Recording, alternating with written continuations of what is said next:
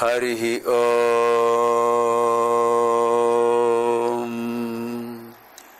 శ్రీ గురుభ్యో నమః. అంతరాయ తిమిరోపశాంతయే శాంతపావనమచింత్య వైభవం తం నరం వపుషి కుంజరం ముఖే మన్మహే కిమపి తుందిలం మహః. యా కుందేందు తుషారహారధవళా యా శుభ్రవస్త్రావృతా యా వీణావరదండమండితకరా యా శ్వేతపద్మాసనా యా బ్రహ్మాచ్యుత శంకర ప్రభృతిభిః దేవైః సదా పూజితా సా మాం పాతు సరస్వతి భగవతి నిశ్శేషజాడ్యాపః. యస్యాంతం నాదిమధ్యం నహి కరచరణం నామగోత్రం న సూత్రం నో వర్ణో నైవ జాతిర్న భవతి పురుషో నానపుంసం న చ స్త్రీః నాకారం నైవకారం నహి జనిమరణం నాస్తి పుణ్యం న పాపం తత్వం నో తత్వమేకం సహజ సమరసం సద్గురుం త్వం నమామి. వ్యాసం వసిష్ఠనప్తారం శక్తే పౌత్రమకల్మషం పరాశరాత్మజం వందే శుకతాతం తపోనిధిం. శృతిస్మృతిపురాణానాం ఆలయం కరుణాలయం నమామి భగవత్పాదం శంకరం లోకశంకరం. నారాయణం నమస్కృత్య నరం చైవ నరోత్తమం దేవీం సరస్వతీం వ్యాసం తతో జయముదీరయేత్. అష్టాదశ పురాణేషు వ్యాసస్య వచనద్వయం పరోపకార పుణ్యాయ పాపాయ పరపీడనం. మద్వయం భద్వయం చైవ భ్రత్రయం వచతుష్టయం అనాపలింగ కూస్కాని పురాణాని పృథక్ పృథక్. అష్టాదశ పురాణ అంతర్గత శ్రీ మత్స్య మహాపురాణ ప్రవచన కార్యక్రమాయ సర్వేభ్యః సాందర్శక మహాశయేభ్యః తథైవ సంస్కృత భాషా జిజ్ఞాసుభ్యః శుభస్వాగతం. ఏసీటీ వారి ఓం ప్రసార మాధ్యమం ద్వారా ప్రసారం చేయబడుతూ ఉన్నటువంటి అష్టాదశ మహాపురాణాల్లో అంతర్గతమైన శ్రీ మత్స్య మహాపురాణ ప్రవచన కార్యక్రమానికి సందర్శకులందరికీ తథైవ అదేవిధంగా ఆ విధంగానే సంస్కృత భాష పట్ల ఆసక్తి కలిగిన వారికి అందరికీ శుభస్వాగతం. యవ్వని చే జనించు జగము యవ్వని లోపల నుండు లీనమై యవ్వని యందుడిందు పరమేశ్వరుడెవ్వడు మూల కారణం వెవ్వడు అనాది మధ్యయుడెవ్వడు సర్వము తానయైన వాడెవ్వడు వాని నాత్మభవు ఈశ్వరునే శరణంబు వేడెదన్. తల్లి నిన్నుదలంచి పుస్తకము చేతన్భూనితిన్ నీవు నా యుల్లంబందున నిల్చి జృంభణముగానుక్తుల్ సుశబ్దంబు శోభిల్లంబల్కుము నాదువాక్కునను సంప్రీతిల్ జగన్మోహిని ఫుల్లాబ్జాక్షి సరస్వతి భగవతి పూర్ణేందు బింబానన. పఠామి సంస్కృతం నిత్యం వదామి సంస్కృతం సదా ధ్యాయామి సంస్కృతం సమ్యక్ వందే సంస్కృతమాతరం. సంస్కృతస్య ప్రసారాయ నైజం సర్వం దదామ్యహం సంస్కృతస్య సదా భక్తో వందే సంస్కృతమాతరం. సంస్కృతస్య కృతే జీవన్ సంస్కృతస్య కృతే యజన్ ఆత్మానమాహుతం మన్యే వందే సంస్కృతమాతరం. రోజు సంస్కృతమే మాట్లాడతాను. రోజు సంస్కృతమే. మొదటి వాక్యం పఠామి సంస్కృతం నిత్యం, రోజు సంస్కృతమే చదువుతాను. వదామి సంస్కృతం సదా, ఎప్పుడూ సంస్కృతమే మాట్లాడతాను. ధ్యాయామి సంస్కృతం సమ్యక్, సంస్కృతం గురించే బాగా ఆలోచిస్తూ ఉంటాను. సంస్కృతస్య ప్రసారాయ సర్వం నైజం సర్వం దదామ్యహం. సంస్కృత భాష ప్రచారానికి నేను యథాశక్తి సర్వం త్యాగం చేస్తాను. సంస్కృతస్య సదాభక్త, నేను సంస్కృత భాషకు మహాభక్తుణ్ణి. సంస్కృతస్య కృతే జీవన్, సంస్కృతం కోసమే జీవిస్తూ, సంస్కృతస్య కృతే యజన్, సంస్కృతం కోసమే ఆరాధన కొనసాగిస్తూ, ఆత్మానం ఆహుతం మన్యే, ఆ సంస్కృత భాషా సరస్వతి మాతకు నన్ను నేను ఆహుతి చేసుకుంటున్నాను, సమర్పించుకుంటున్నాను. వందే సంస్కృత మాతరం. హ్యః కార్యక్రమే సావిత్రీదేవ్యాः ఔన్నత్యం కథం ధర్మరాజः పరిశీలనం కరోతి తద్విషయం అధీతం. అద్య సావిత్రీదేవ్యాः తృతీయం వరం కథం భవిష్యతి, ధర్మస్య అనుగ్రహः కీదృశో భవతి ఇది అధ్యయనం కర్తవ్యం. నిన్నటి రోజున సావిత్రీదేవి అడిగిన 2 వరాలు యమధర్మరాజు ఇచ్చాడని చెప్పుకున్నాం. అలాగే ఆమె యొక్క ధర్మ దీక్షా తత్పరతకు మెచ్చుకున్నాడు ఆయన. ఇవాళ ఆయన ఇచ్చిన 3వ వరం ఏమిటి, దానివల్ల ఆయన అనుగ్రహం ఏ విధంగా ప్రసరించింది ఆ సావిత్రీదేవిపై, అది తెలుసుకుందాం.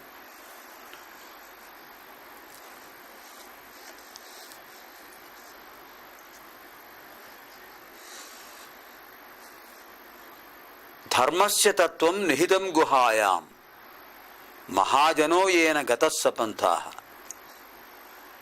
ధర్మం యొక్క తత్వం తెలుసుకోవడం చాలా కష్టం. మరి ఎలా తెలుసుకోవాలి? మహాజనో ఏన గతస్స పంథాః, మహానుభావులు ఏ మార్గంలో వెళుతున్నారో అదే ధర్మం, ధార్మిక మార్గం. ఆ మార్గాన్ని అనుసరించింది సావిత్రీదేవి. ఎన్నో ప్రశ్నలు అడిగింది, ఎన్నో ధర్మ విశేషాలు తెలుసుకుంది మహానుభావురాలు. అందుచేతనే స్త్రీషు సావిత్రి శ్రేష్ఠ అని చెప్పారు. స్త్రీషు సావిత్రి శ్రేష్ఠ, భూపతిషు భరత శ్రేష్ఠ అని చెప్తారు. స్త్రీలలో సావిత్రీదేవి ఉత్తమురాలు, రాజుల్లో భరతుడు ఉత్తముడు. కనుకనే భారతదేశం. ఆ విధంగా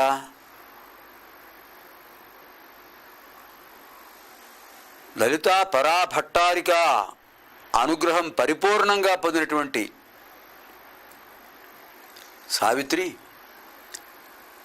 తన తపశ్శక్తితో, ఉపాసనా బలంతో, అమ్మవారి యొక్క దివ్య శక్తితో యమధర్మరాజును ఇంకా అడిగింది, మహానుభావ,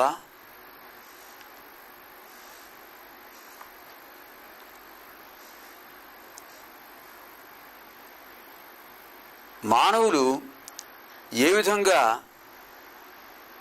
మాయావృతులవుతున్నారు, ఈ జీవాత్మ యొక్క పరిధి ఏమిటి, ఇది ఎక్కడి నుంచి వచ్చింది,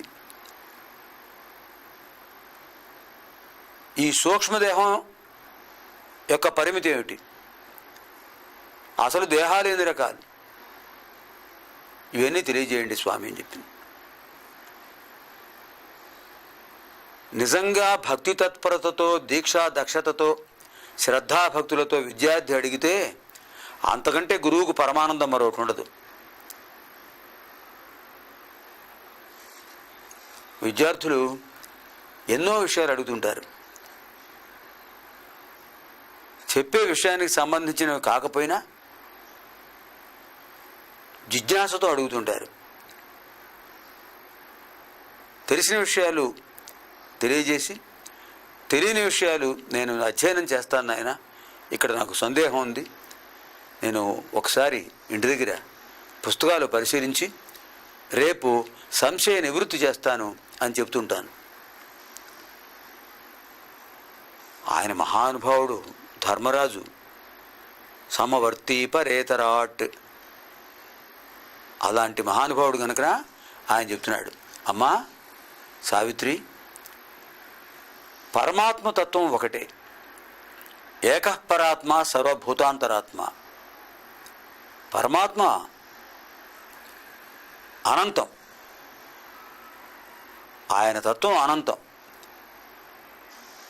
ఆ అనంతమైన పరతత్వంలోంచి జీవతత్వాలు వేరువేరు ఉపాధుల్లో పడుతున్నాయి. ఎందుకు వస్తున్నాయి, ఎలా వస్తున్నాయంటే కర్మ ఫలితాన్ని బట్టి. చేసినటువంటి సుకర్మ ఫలితం కానీ, దుష్కర్మ ఫలితం కానీ, సుకృత ఫలితం కానీ, దుష్కృత ఫలితం కానీ అనుభవించి తీరక తప్పదు. లలాట లిఖితారేఖ పరిమార్చుం నశక్యతే, హరిణాపి హరేణాపి బ్రహ్మణాపి సురైరపి. ఇది శాస్త్రవచనం.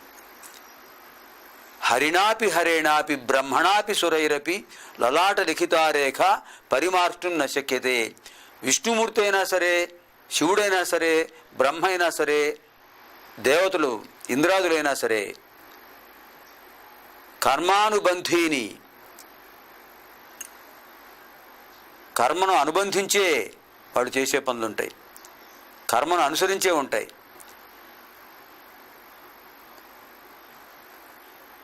ఆ విధంగా కర్మబద్ధులై లలాట లిఖిత రేఖను అనుసరించి వెడుతుంటారు. తద్రేఖా పరిమార్చడం నశక్యతే. ఆ లలాట లిఖితాన్ని తొలగించడం సాధ్యం కాదు, ఒక్క గురు కటాక్షం తప్ప. అది కూడా, దానికి కూడా పరిమితి ఉంది.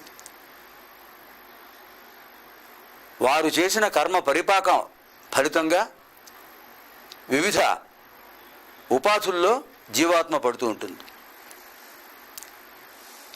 దుష్కృత ఫలితం అయితే క్రిమికీటకాలుగా, పశుపక్ష్యాదులుగాను, సుకృత ఫలితం అయితే ఆచారపరాయణులైన మానవులుగా జన్మిస్తూ ఉంటారు.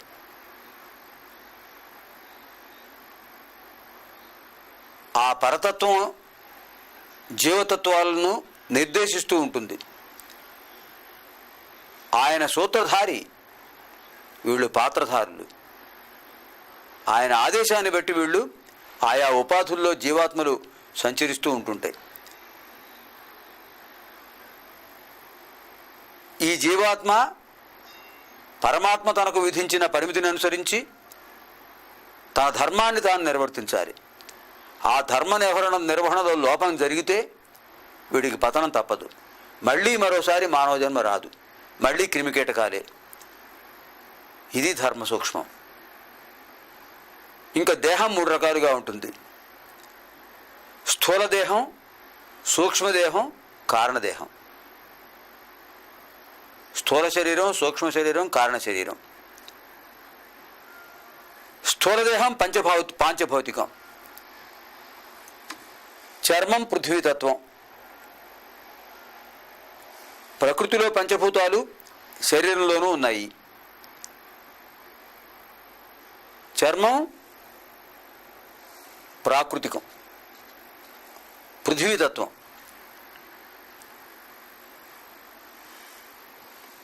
దృష్టి, చూపు తేజస్తత్వం.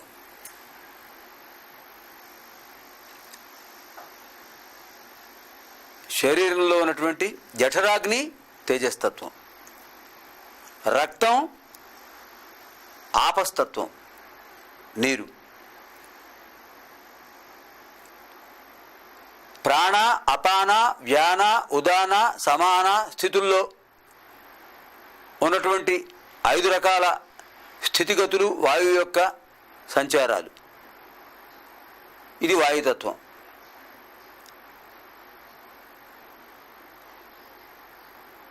ఇంకా ఆకాశతత్వం, శూన్యం. శరీరంలో ఏ ఏ భాగాల్లో శూన్యం ఉందో హృదయాకాశం, దహరాకాశం, మేధోకాశం రకరకాలుగా ఉంటుంటాయి.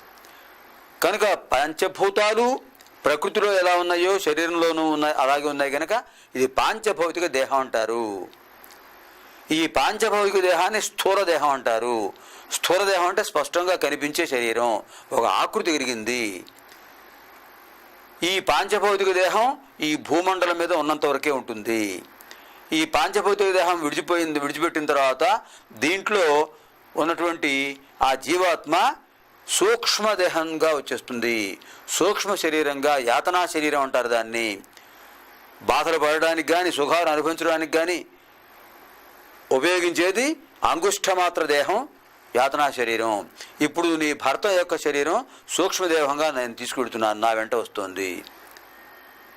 ఆ సూక్ష్మదేహం లేకపోయినా నీ యొక్క పాతివ్రత్య ప్రభావంతో నువ్వు స్థూలదేహంతోనే నన్ను అనుగమిస్తున్నావు, అనుసరిస్తున్నావు. ఇంకా కారణ శరీరం ఏమిటి? ఈ సూక్ష్మదేహం కూడా యాతనా శరీరం యాతనలు అనుభవించిన తర్వాత అది తేజోభూతం నిరాకారం అయిపోతుంది. నిరాకారమై అది మళ్ళీ దేహం అంటే పునరపి జననం పునరపి మరణం పునరపి జననీ జఠరే శయనం ఏ సంసారే బహుదుస్తారే కృపయాపారే పాహిమురారే అని శంకర భగవత్పాదులు వారు చెప్పినట్టుగా మళ్ళీ జనన మరణాలు వస్తుంటాయి.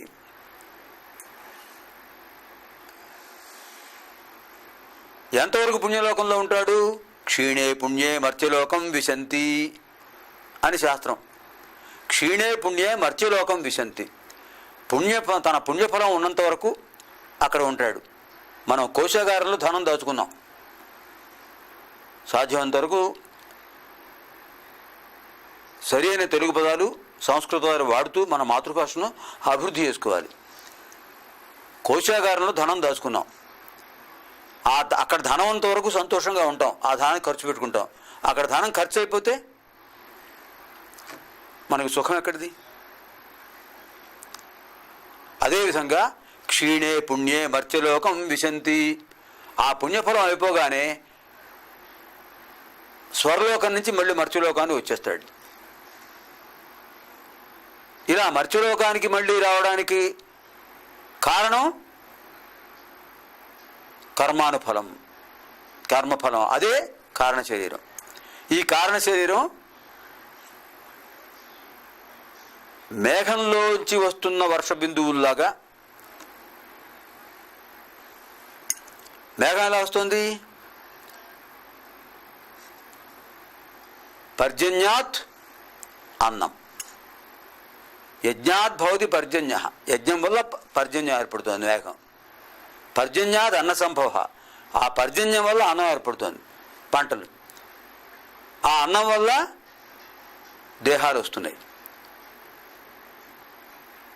ఇది కారణ శరీరం. అంటే యజ్ఞ ఫలితంగా మేఘం ఏర్పడుతుంది. యజ్ఞం ఎలా ఏర్పడుతుంది? యజ్ఞ కర్మ సముద్భవ. సుకృత దుష్కృత కర్మానుఫలం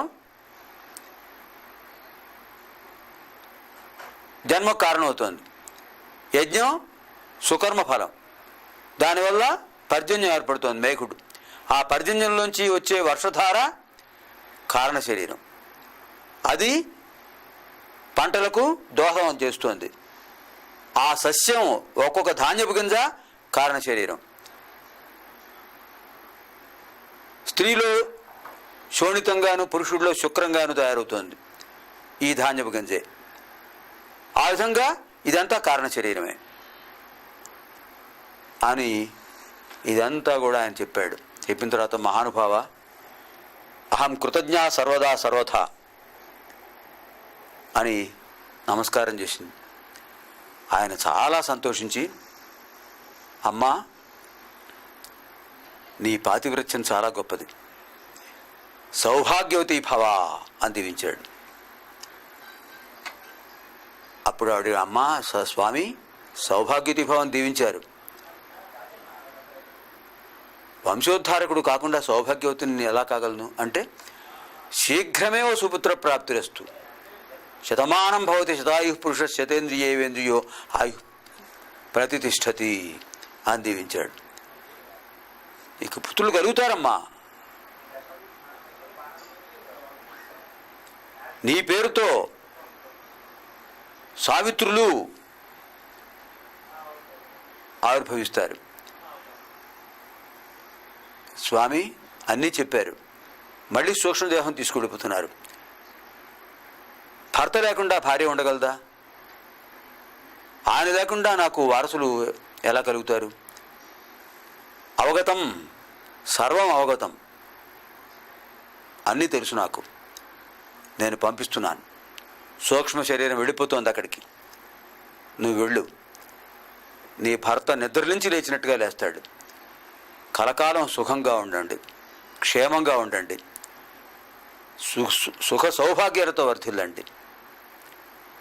దీర్ఘ సుమంగళీ భవ, సౌభాగ్యవతీ భవ, సత్సంతానవతీ భవ, ఆయురారోగ్య ఐశ్వర్యం సర్వమపి అహం దదామి అని చెప్పి గుప్పించేశాడు వరాలని మహానుభావుడు. ఆ విధంగా అడగకుండానే ఆయన అనుగ్రహం పొందింది, కోరకుండానే అనుగ్రహం వచ్చేది దైవానుగ్రహం అంటే. ఎక్కడి నుంచి వస్తుంది దైవానుగ్రహం? నదేవాదండమాదాయ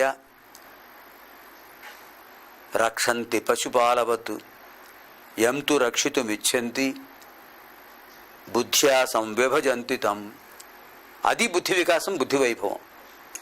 నా దేవాదండమాదాయ రక్షంతి పశుపాలవత్. దేవతలు పశువుల కాపరులాగా, పశువుల్ని కాపరులు ఓ కర్ర పట్టుకుని కాపలాగా వస్తున్నట్టుగా మనల్ని కాపలా కాయక్కర్లా. వాళ్ళు ఏం చేస్తారు? మనల్ని రక్షించాలంటే బుద్ధ్యా సంవిభజంతి ఎంతు రక్షితుమిచ్చంతి. ఎవరిని రక్షించాలనుకుంటారో వాళ్ళకు బుద్ధి వికాసాన్ని కల్పిస్తారు. అప్పుడు వాడికి అన్నీ శ్రేయ మార్గాలే అని యమధర్మరాజు అనేక వరాలు ఇచ్చాడు. ఆ విధంగా యమధర్మరాజు యొక్క వరాలు పొంది ఆవిడ సావిత్రిదేవి కిందకు వచ్చేసింది. ఆధ్యాత్మిక శక్తితో వచ్చేసి తన భర్త యొక్క శరీరాన్ని ఒళ్ళో పెట్టుకుంది యథాతథంగా. ఆయన నిద్ర లేచినట్టుగా లేచాడు, స్వప్నంలోంచి లేచినట్టుగా లేచాడు. ఏం జరిగిందో తెలియలేదు. అప్పుడు అతనికి బాధ కలగకుండా ఇద్దరు కలిసి వెళ్ళారు. వెళ్ళేటప్పటికి అత్తమామలు చూపు వచ్చింది. వాడు మంత్రులు, సేనాపతులు, సాళవ దేశాధిపతి వాళ్ళు, సాళవ రాజ్య సైన్యాధిపతులు వచ్చారు.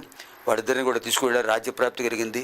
తర్వాత కొన్ని 100 సంవత్సరాల పాటు సావిత్రి సత్యవంతులు సుఖంగా జీవించారు. వాళ్ళకు కలిగినటువంటి వంశాంకురాలే, వారసులే సావిత్రులు అనే పేరుతో ఆ దేశాన్ని పరిపాలించారు. సర్వం స్వస్తి సన్మంగళం అభవత్తు. ధర్మశ్చ జయోస్తు అధర్మశ్చ నాశోస్తు ప్రాణిషు సద్భావనాస్తు విశ్వస్య కళ్యాణమస్తు. దివ్యాం భవ్యాం సుబోధాం చ శుద్ధాం అర్థప్రదాయినీం జననీం బహుభాషాణాం వందే గీర్వాణ భారతీం. అసతో మా సద్గమయ తమసో మా జ్యోతిర్గమయ మృత్యోర్మా అమృతం గమయ. ఓం శాంతి శాంతి శాంతి.